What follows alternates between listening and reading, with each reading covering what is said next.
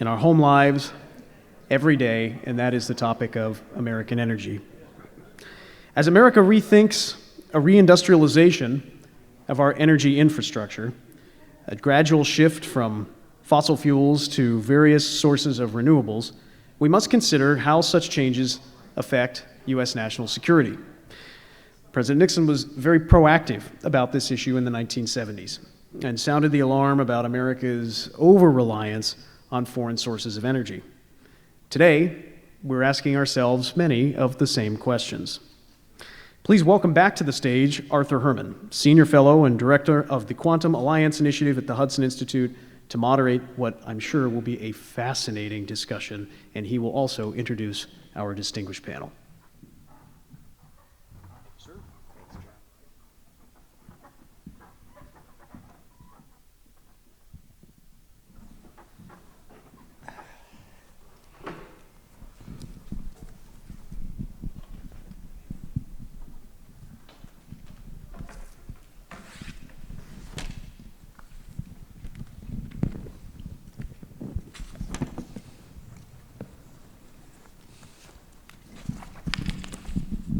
Am I mic? I'm mic'd.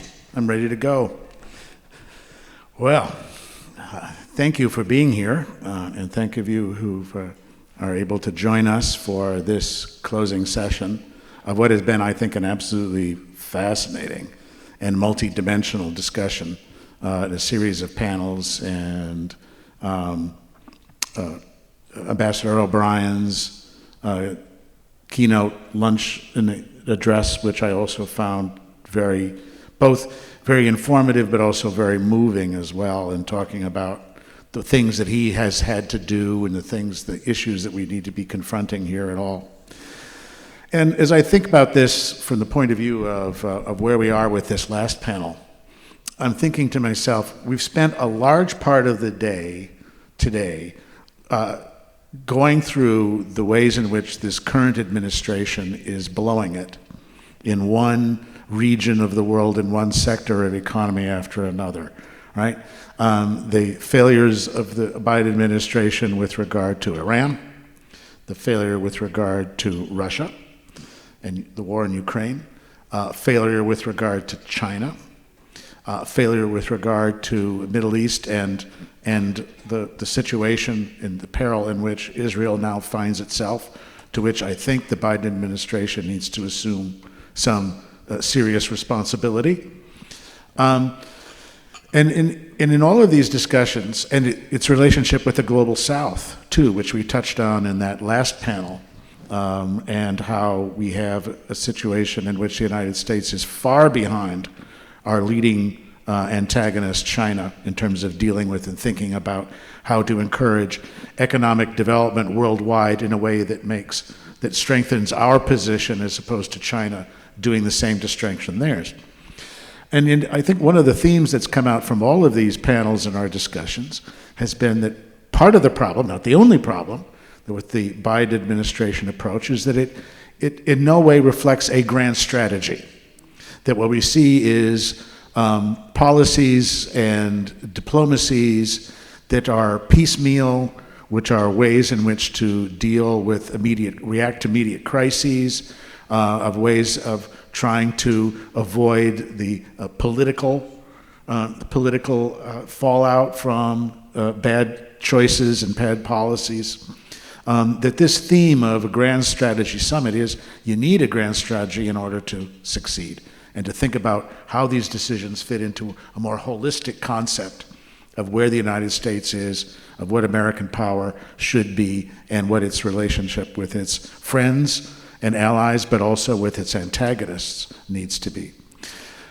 Now, what we're going to talk about right now in this last panel is, I think, the one area in which the administration does have a grand strategy.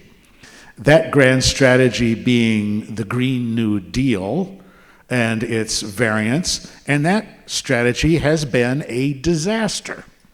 It has one which has not only given us an inflationary economy and prices at the pump, but it's one which has also made us increasingly dependent and looking to countries that do not necessarily mean us well in order to get the oil and energy that we need. It has involved placing upon clean renewables, wind and solar, a burden for transforming our energy resources, which those technologies are not able to deliver.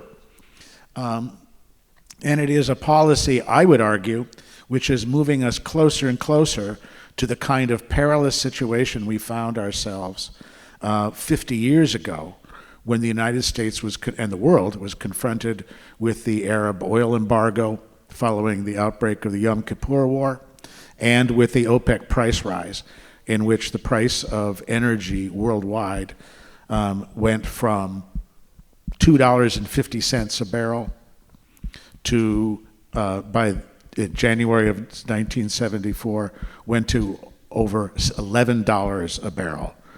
The oil shock of 1973, which roiled the American economy, but also the global economy, and seriously weakened America's geopolitical position in the world.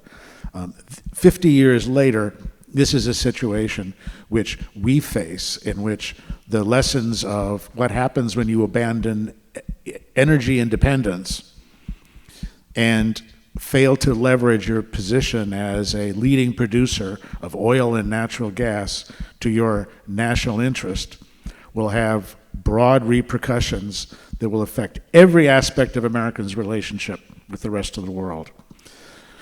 And not just the impact it will have on America by pursuing a failed green energy policy, but also its effect on the rest of the world. We had an event yesterday at Hudson Institute, and the speaker was Mike Summers, CEO of American Petroleum Institute. And he said cited a statistic which is, I think, very interesting, but also very, very dire. And that is that today, with a world population of 8 billion people, 1 billion consumes, on average, the equivalent of 16 barrels of oil a day. And that is the 1 billion who enjoy a prosperous existence in the modern, and are participants in the modern world. The other 7/8 of the world's population, the other 7/8 consume, have a lifestyle that consumes on average less than 3 barrels of oil a day. So if we are going to raise that other 7/8% of the world's population to a level of economic security and prosperity, there is no possible way in which the green energy deal is going to be able to accomplish that. That in effect, the following of the green energy policies that the Biden administration and elites around the world pursue will condemn 7/8 of the globe's population to perpetual poverty. That's the outlook that we face if we don't change direction in terms of our grand energy strategy and rethink the importance of the energy resources which are readily available, readily abundant in terms of not only oil and natural gas, but also coal, and ultimately nuclear power as well. The panelists, the distinguished panelists that we've put together for our time today, I'm going to ask them to reflect upon not only the ways in which the current administration has failed in terms of its energy policies and what the repercussions of those are, but also to think about and give us some ideas about what a truly successful grand strategy in terms of energy policy would look like, and the ways in which this can point us forward to a new direction for American prosperity, for American national security, but also, I'm going to suggest, for the future of a world which we don't condemn the vast majority of the world's population to perpetual poverty.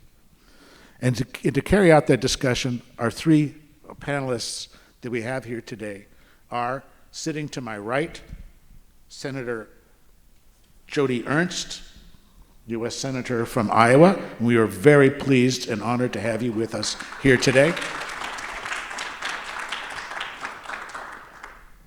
Victoria Coates, Vice President of the Catherine and Shelby Colin Davis Institute of National Security and Foreign Policy at the Heritage Institute, and a good friend and colleague.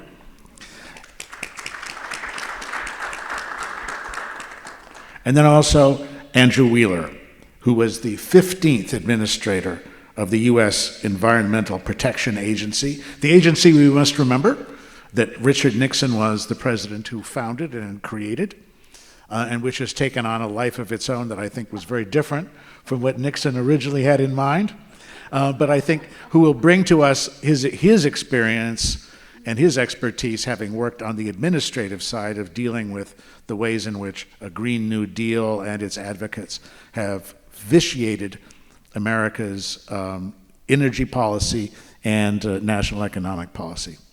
Well, I'll tell you what, I am going to start our discussion by turning to Senator Ernst and to get your thoughts and reflections on where we are in terms of energy policy today, and also where we need to be headed with a new administration, or at least a new outlook on the role of energy security as national security. Well, and thank you, Arthur, and thank you to the Nixon Foundation for holding this very important discussion today, because as we look around the globe, we see the issues that are popping up globally, and much of that will be energy-centered. You just mentioned a lot of the world's population exists in poverty, and a key component, of course, to stability in any region and prosperity is access, just as you said, to readily available, reliable energy sources. And for my folks in Iowa, they have to know as well that it is affordable. So that would also be a key component there. But what have we seen in this administration and the policies that are being pushed by this administration? And my estimate of those policies is that it has been a failure across the board as we look at American stability and prosperity in various regions. So we are a lot less energy independent than we were 3 years ago. We have seen our fuel prices steadily increase, which means that Iowans, as heating season is approaching, will be paying significantly more to keep their homes warm over very brutal winters. And of course, folks in the rural areas, like the area that I'm from in southwest Iowa, they do have to drive significant distances. So when they're filling their cars at the pump, it's costing them a lot more. So again, a lot of failures there. And when we see being less energy independent, it means we are relying on someone else to fill that gap.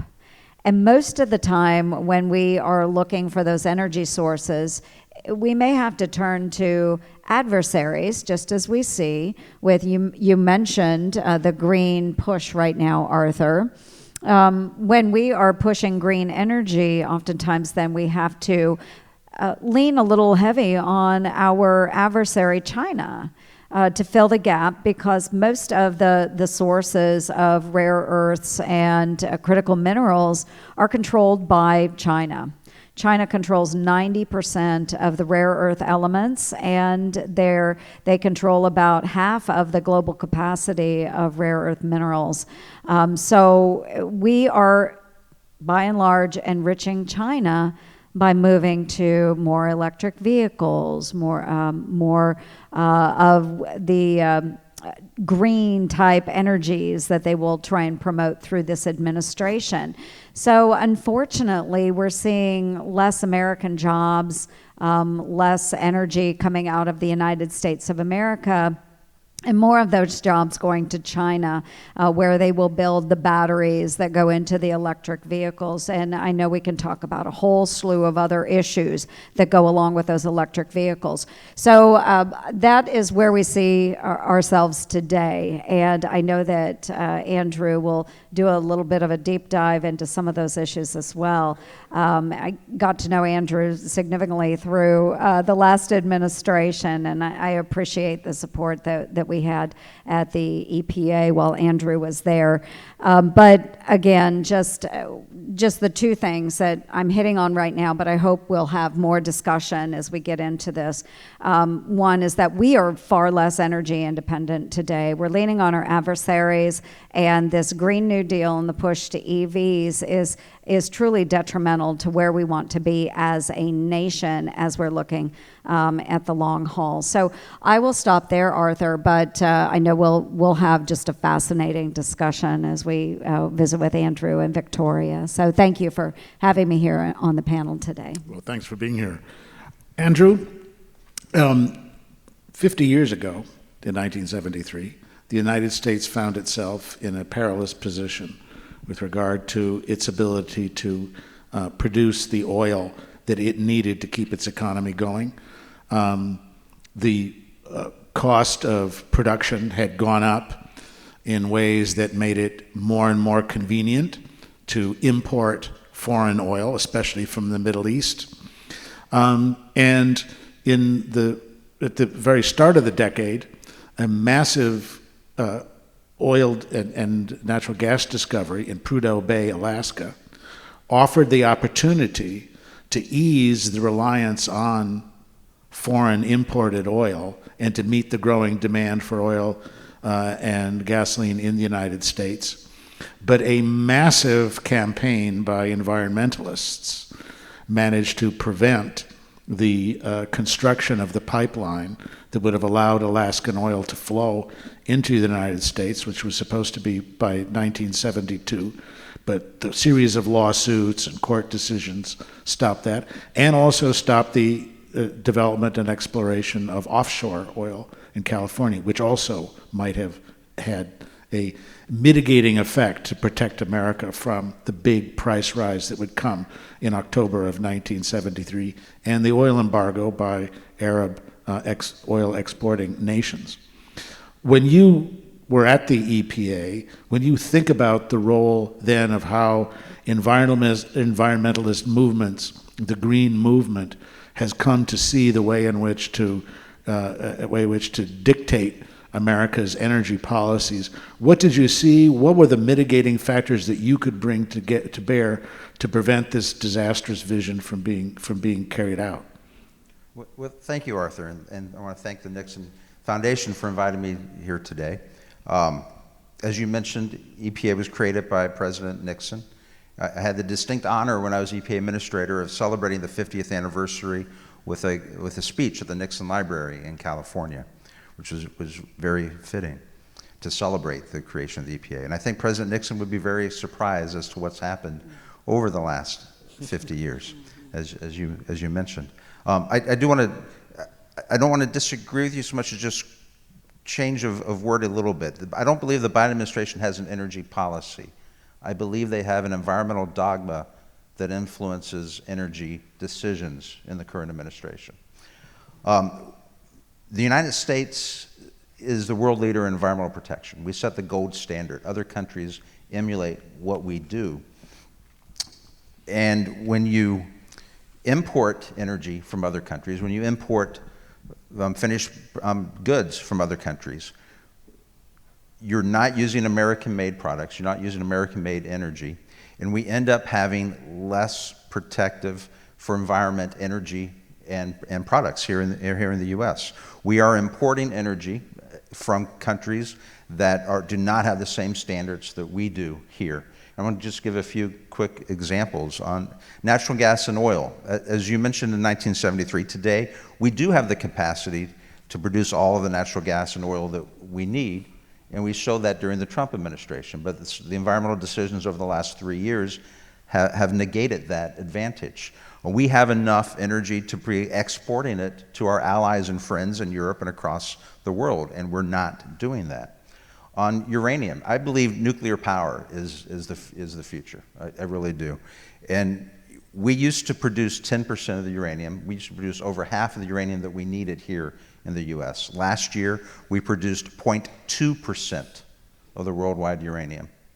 And that's not because we don't have the uranium. It's because of the lawsuits that have been enacted, the environmental protections that are, but the problem is we're making ourselves so protective that we're reliant on energy that is being produced in a less environmentally conscious manner.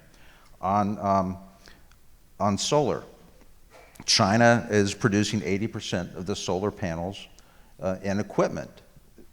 We're not doing that. We should be. They dumped products in our country 10 years ago to push our solar companies out of business. And today, it's a national security issue. Russia and China have developed a cyber weapon that can actually turn off the vast majority of our solar power with a flip of a switch, because our smaller solar companies have their command centers available on the internet. We are putting ourselves in a national security risk, and we're also putting ourselves in a national security risk in the reliance of importing these goods from other countries. And then finally, on rare earth minerals, Senator Ernst said 90% is under control of China. We control 4%, but we actually have much greater assets that are locked up due to litigation and environmental protections. But if we were mining those rare earth minerals here, they would be mined in a much more environmentally friendly fashion than China does. They're using child labor to mine their rare earth minerals. We obviously would not be doing that, and our environmental protections are so much greater. One quick final example I would give, and that is on phosphorus. While it's a fertilizer, it's not energy, but we need energy, we need fertilizer for national security reasons. The largest phosphorus mine in the US is in Florida.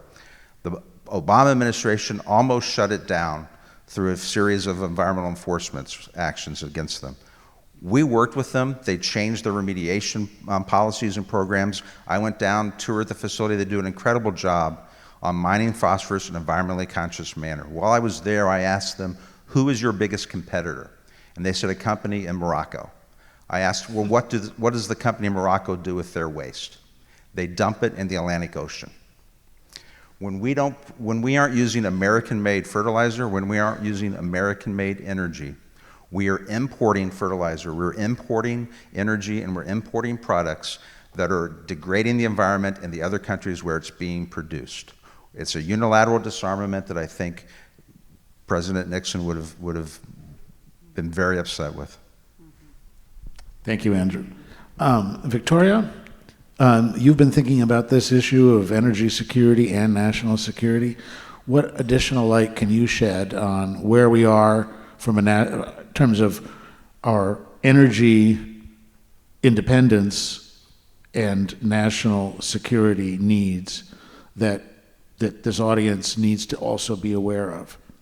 Well, thank you, Arthur, and again, thank you to all of my friends at the Nixon Foundation for bringing us together at such a fraught moment for our country. And I did just want to extend, obviously, our condolences and friendship to our compatriots in Israel and the American citizens affected and still held captive. It certainly has this kind of an event, a way of focusing the attention. And I've been thinking a lot about how there are intersections with energy and this kind of cataclysmic event and what it means to our country, and why it would be very reassuring to me now as a policymaker to know that I had the rock solid energy security of the United States under control, that my strategic petroleum reserve wasn't at 30-year lows, that our production was ramping up, and most importantly, our investment in our infrastructure was increasing to support future American energy needs. Sometimes even Republicans toss around the term energy independence, I think, very loosely, because that's a much more complicated proposition than many might think, given the global nature of American energy markets. But the fact of the matter is, it is possible to establish American independence. If a future president came to me and said, for whatever reason, zombie apocalypse, whatever, we were declaring Fortress America, I could do that. It would be difficult, expensive, and probably a little bit painful, but I could do that. And we could also do that in terms of food. So making us, I think, the only country of our scale that could both feed and fuel ourselves independently, which is a massive advantage, particularly in terms of China, and they know it. And they are deeply concerned about it. And to Andrew's point, I agree with the term dogma. They have made a whole series of decisions to try to undermine that security for the United States. And what we're seeing out of our current leadership is this dogmatic approach, which is driven by, to my observation, two sort of key priorities. One of them is to get the United States to net zero by 2035. The other is to get to global net zero by 2050. And if those are your driving sort of priorities, you have a problem vis-a-vis China, because they can't get to 2035 without cheap Chinese products like solar panels and wind turbines, because they can't make them economically viably here at home on that time frame. I agree with Andrew, if we're going to have them, we should make them here at home, but they can't get there, so they have to have it. And they can't get to global zero 2050 without a deal with China. So they strategically can't contemplate a rift with China, a conflict with China. They have to keep talking to China, or else they can't get to these predetermined goals. And so I think that is what is driving what those of us who do value United States energy security find to be an extremely confusing and disconnected policy. So my hope would be that as we go through the coming months and a little over a year, we can draw a very bright sort of policy division between that approach and what a different type of leadership might present. And I think the current crisis that we have in the Middle East is illustrative for that, because on top of these two sort of directives that the administration is working on, they also want to get reelected. And to get reelected, they can't have an oil crisis like we had in 1973 and the subsequent economic disruption. So they need barrels on the market. And unfortunately, if they're not going to be American barrels, and you haven't created a system of energy coordination with a major producer like Saudi Arabia, you're going to have to get those barrels from somewhere else. And we've seen over the last 2.5 years the failure of the administration, the choice of the administration not to enforce the sanctions that we had on the Trump administration rather had on the Iranian oil industry, in which we got them well under 500,000 barrels a day. They're now up over 3 million barrels a day, and that is product that is keeping prices under control. And removing those 3 million barrels a day right now, if you're not going to really ramp up U.S. production to offset it, you're not going to work closely with the Saudis to make sure they are playing their part, you can't tolerate that politically, to take that product off the market. And you then also flood a regime like Tehran with billions upon billions of petrodollars. And the result of that is, in a fairly direct line, what happened on Saturday, October 7th. So I think, as we can discuss various ways that we can increase U.S. energy production. I'm from Pennsylvania. I was just out in Oil City, Pennsylvania, which is a wonderful place. If you haven't been there, it's where the first oil well was drilled. And some of our producers told me that they could ramp up Pennsylvania natural gas. We're already the #2 state. Sorry, this wasn't supposed to be a public affairs statement for Pennsylvania. But we could quadruple our natural gas production, not tomorrow, but in fairly short order, and nobody is investing because they are terrified of Andrew's former institution coming to destroy projects in which they've invested and spent years. So, I think we really do need to look with a clear eye, what are the consequences, both in terms of China and Iran, of the current policy, and the benefits, the tremendous benefits of what an alternative policy that would still be environmentally responsible might mean. So thank you very much. That's, I think, raising the issue about natural gas is an important one here, because when we faced our energy crisis in 1973 and the issue of American energy production falling behind demand and therefore coming to be dependent on foreign imported oil, that was the main focus, was oil, right? Natural gas was still very much, should we say, an emerging energy technology. And in fact, Richard Nixon was, in fact, one of the president who saw that more investment in natural gas production could indeed be an important part of American energy independence going forward. Andrew, I'm going to ask you, with regard to natural gas, as that becomes increasingly the driving engine, not just for American energy independence, but also for American energy exports, through LNG exports, supporting allies, the ways in which we can become, in a sense, the fuel supplier for the world.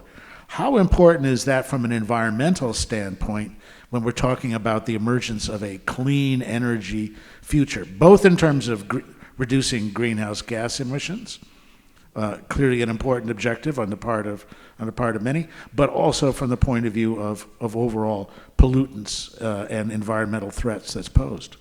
Certainly. I mean, natural gas is seen as a bridge fuel from the other fossil fuels. It is cleaner, and it does burn cleaner. And the LNG, through the fracking and the deposits that we have found in Pennsylvania, Ohio, North Dakota, has been a game changer. But it could be an even bigger game changer. I like to say the worst environmental decision by an elected official over the last 10 years was made by Governor Cuomo when he vetoed a pipeline from Pennsylvania to New York that could have provided low-cost natural gas from Pennsylvania or Ohio, the Marcellus Shale, into New York and New England. And he did it for climate change reasons. We're going to be using natural gas and oil worldwide for the next generation, maybe 2 generations. Instead of allowing the Ohio, Pennsylvania natural gas into New England and New York, it forces those states to import oil and natural gas from other countries. It was, just 6-7 years ago, there was an oil tanker from Russia in the Boston harbor. We should not be importing Russian oil into New England when we have the cheap, affordable natural gas that we do. And I do want to just pose a quick question on the commercial for Pennsylvania. Do you have a favorite in tonight's baseball game? Go Phils.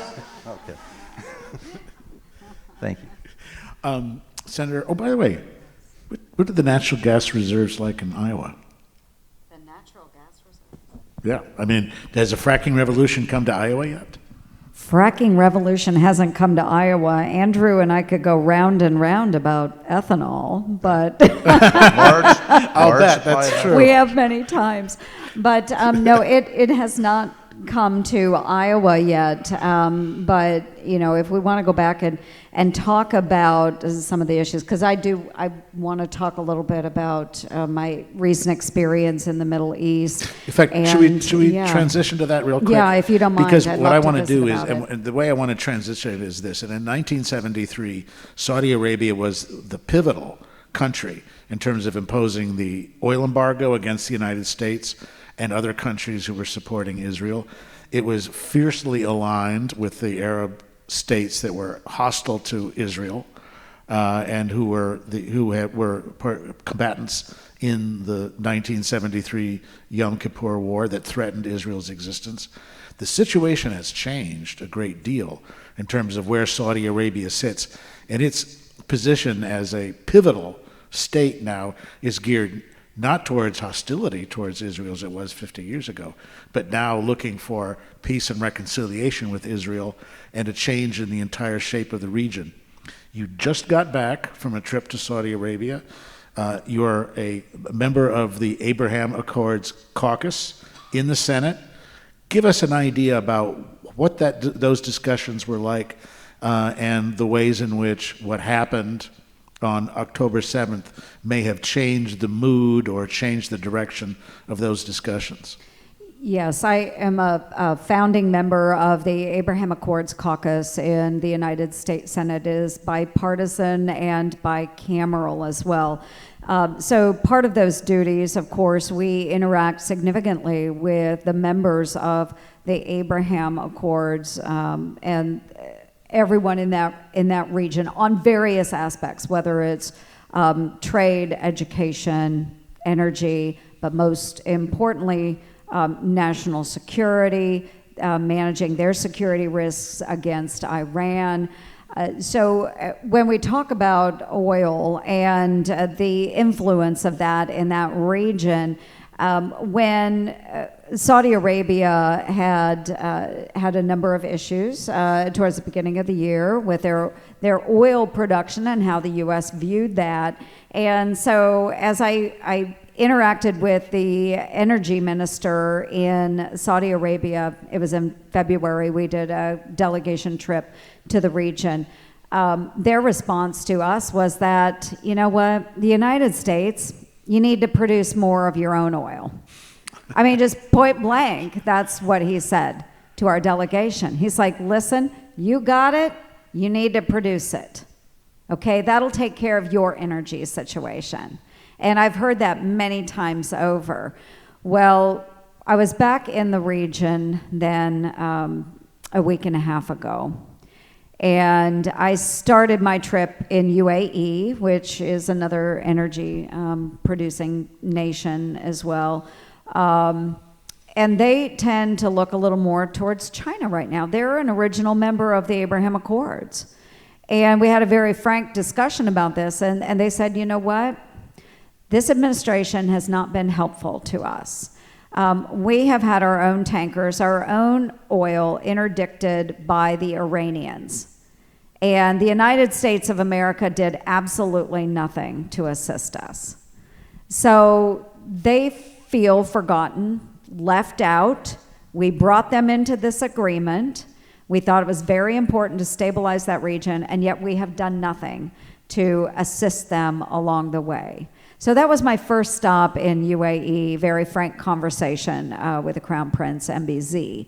Then I went on to Saudi Arabia. Again, much different discussion in 2023 than perhaps they were having 50 years ago. So the point of going to Saudi Arabia was to further discuss the Saudi-Israeli peace agreement. And truly, Saudi Arabia does want to look towards the future, and the future for them is a stable region that is prosperous and free of terrorism. And in order to do that, they feel that partnering with the Israelis will create a much more stable region. And all of these Arab nations with Israel would be able to push back against the influence coming from Iran. That is the ultimate objective, is to push back against Iran and be safe. Stabilize that region against the threat of Iran and their terrorist proxies. So we left that meeting with this bipartisan delegation feeling very optimistic. MBS was just really encouraging about a path forward. It wasn't to be immediate, but a path forward to find peace with Israel. So we left that meeting that evening, got up the next day to fly to Bahrain, and we found out it was October 7th that there had been a terrorist attack on Israel. So we were to travel to Bahrain, visit with leadership there. The next stop was to be Israel. It was to speak at the N7 conference there. So we had a good discussion in Bahrain, picked their brains about what was going on with Hamas. All of these nations tended to be very frank in discussions. Because we couldn't go on to Israel, no flights in, we ended up going to Jordan. We added on that stop and again had very deep, heavy discussions with King Abdullah in Jordan. And very tenuous situation there because, of course, there is a huge number of Palestinians that live in Jordan. And so if you look at how tenuous this has been and the Arab nation support of the people of Palestine, it's because there are so many in the Arab nation that have taken in Palestinians, and they comprise a lot of the population in some of these regions. So we spent time in Jordan, and we're finally able to break into Israel. And we were there on the 10th of October and were able to visit with Americans who had family members that had been affected. One gentleman that came to us, he had come directly from the funeral of his son's best friend. We spoke with Israelis who had their fathers, their mothers taken away by Hamas. One family lost their 80-year-old father was kidnapped, their brother was murdered. We heard story after story after story. We were able to visit with the Prime Minister, Benjamin Netanyahu, one of his senior advisors that you all probably know, Ron Dermer. We were able to visit with opposition leader Lapid. We had a lot of significant visits while we were there, but overall they were so thankful that we went in as a bipartisan delegation and stood side by side with Israel. I am of the opinion, I've heard others say, that this completely changed the dynamic. There will never be a Saudi-Israeli peace agreement. It's dead. I disagree. I think it's a little further in the horizon. I don't believe it is dead. Because at the end of the day, and it all goes back to Iran, at the end of the day, these nations still want a peaceful region. And a peaceful region means Iran is not emboldened or empowered and is not using oil money to send to their terrorist proxies, Hamas, Hezbollah, Palestinian Islamic Jihad, and the Houthis. It's got to end. But the United States, I'm just going to pound my fist on this one, the United States has got to step up and enforce the sanctions that are in place. Because the Iranians have been exporting much more oil. Just in the last 5 years, they have hit an all-time export high. And $80 billion of that has gone into the coffers of these terrorist proxies. And it enables them to enact acts of terrorism against innocent women, children, elderly in Israel. So we actually have a bipartisan push in the Senate. Richard Blumenthal has been a great partner to me on this, but forcing the administration to step up their enforcement of already existing sanctions on Iranian oil. It all goes back to Iran, folks, and God bless the people in Israel.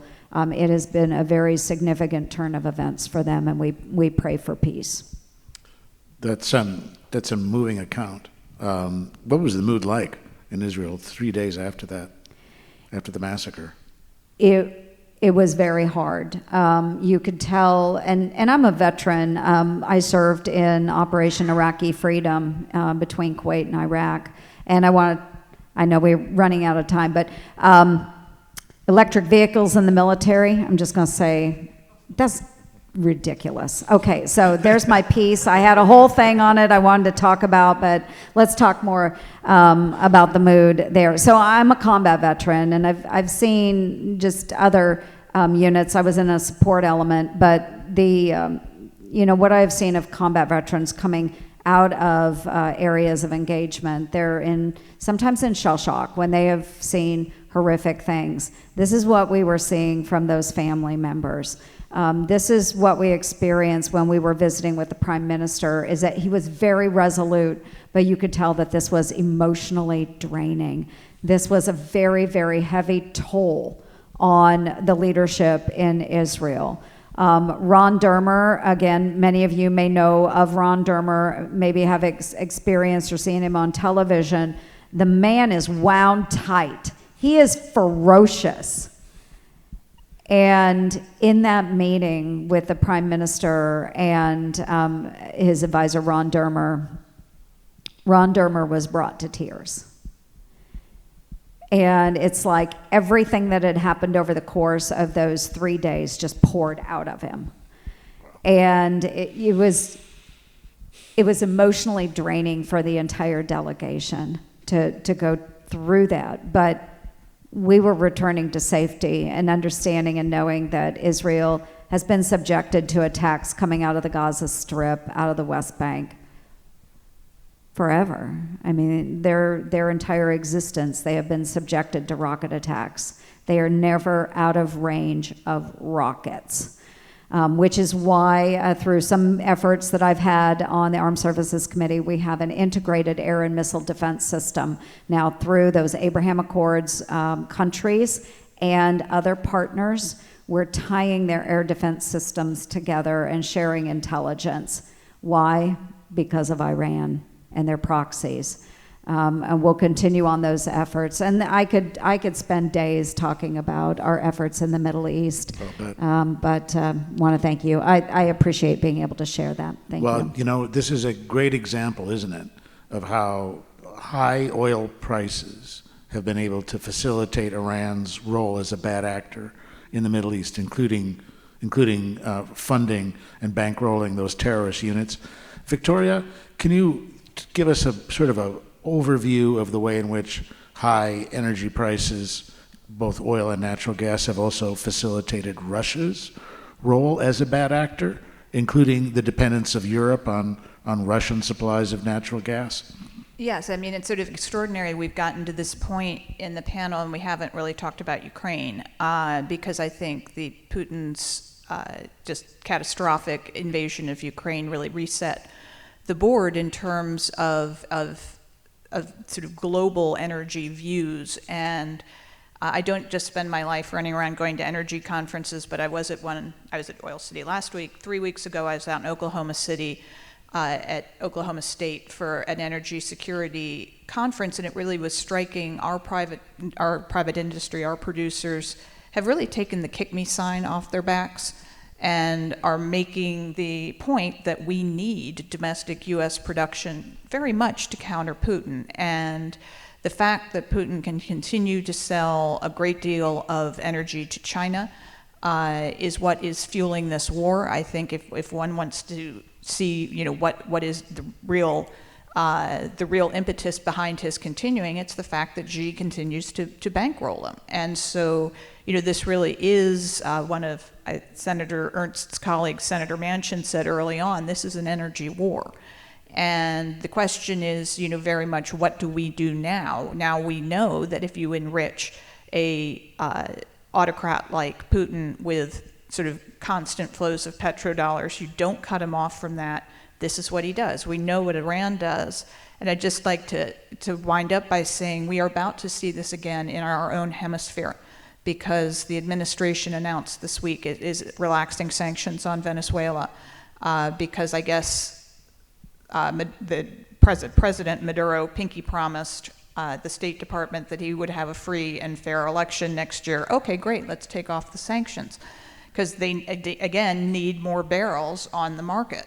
And the problem there is Maduro is very close to the Russians and he's very close to the Iranians. And the concern has to be if you start, and he hates America as much as both of them do, and if you start flooding Caracas with a lot of new energy money, what is he going to do with it?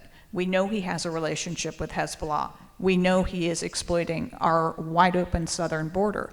And so you might not think energy and the southern border are tied together, but as a matter of strategy, actually they are, because he may spend this money just the way Putin and the Supreme Leader have. Andrew, do you want to add something?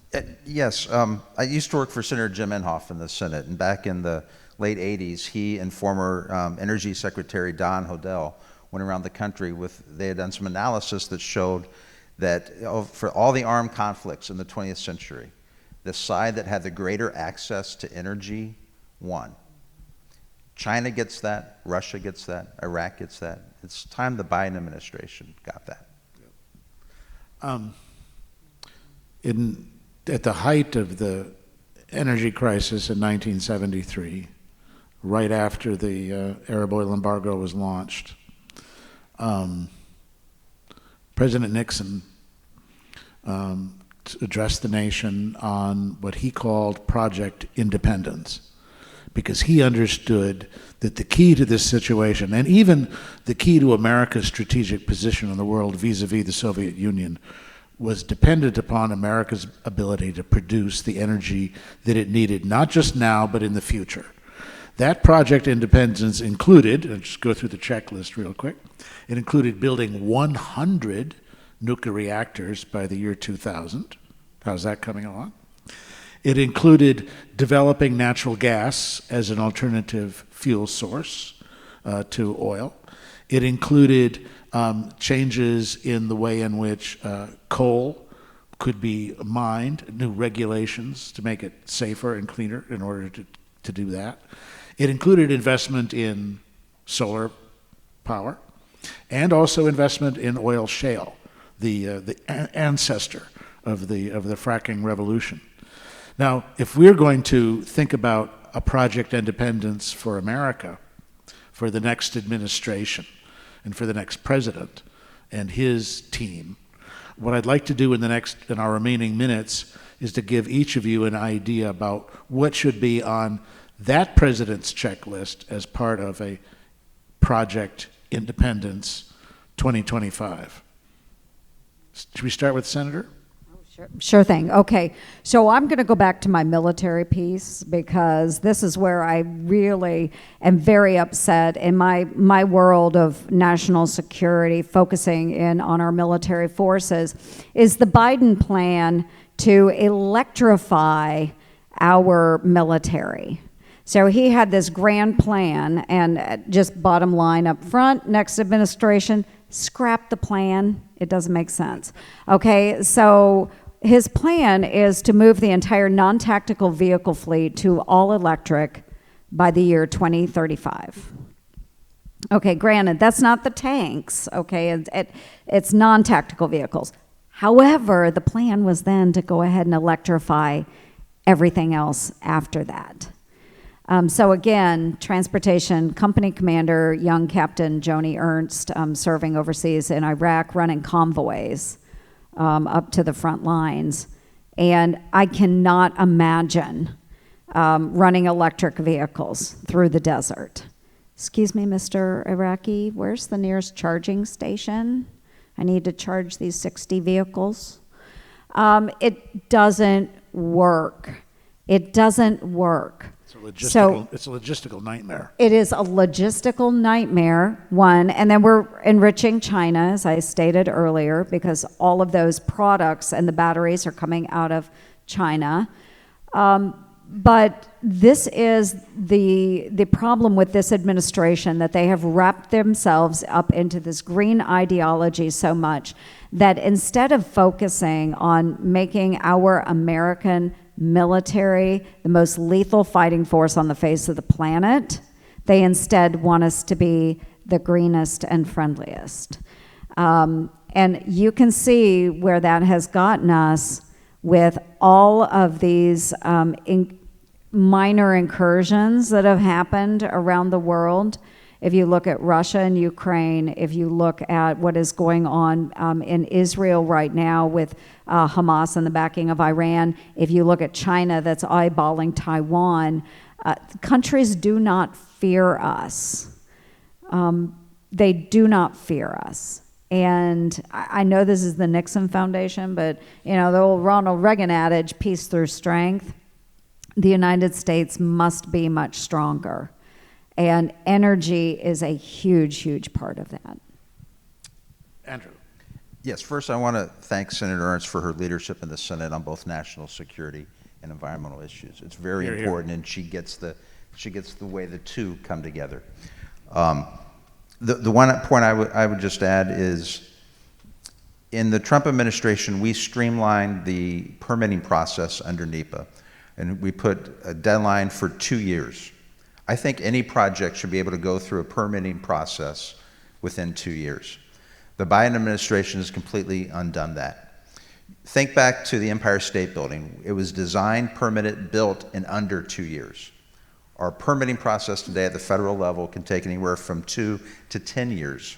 If we're going to have the next generation of nuclear, the SMRs, if we're going to continue to build out wind and solar, if we're going to utilize the natural gas assets that we have, if we're going to access the uranium mining or the rare earth minerals, we have to be able to get those projects through a permitting process that's fair and open with deadlines. And the next administration should focus on that straight out of the gate. Victoria.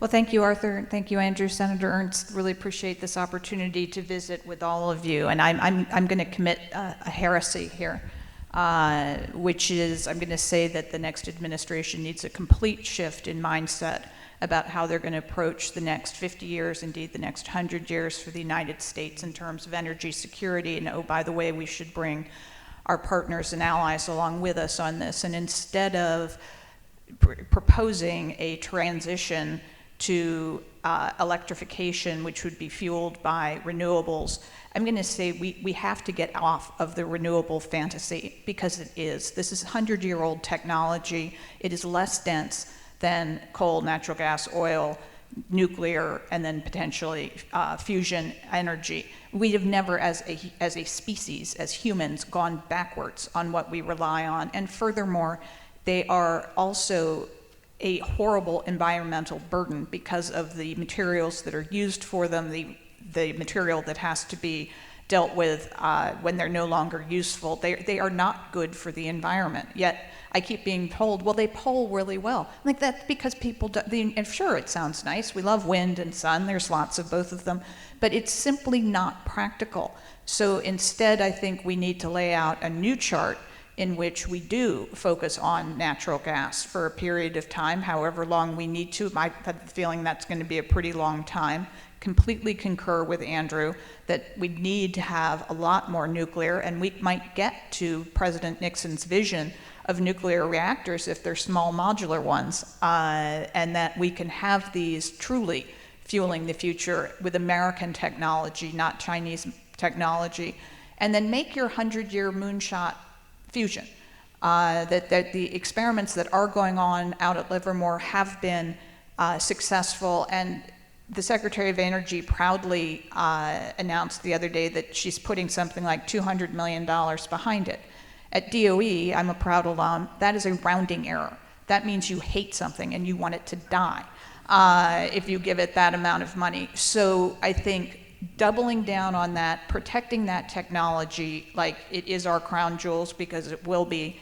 Fortunately, our partners are the Brits, the Israelis, the Japanese. I can work with those countries. They will see it the same way.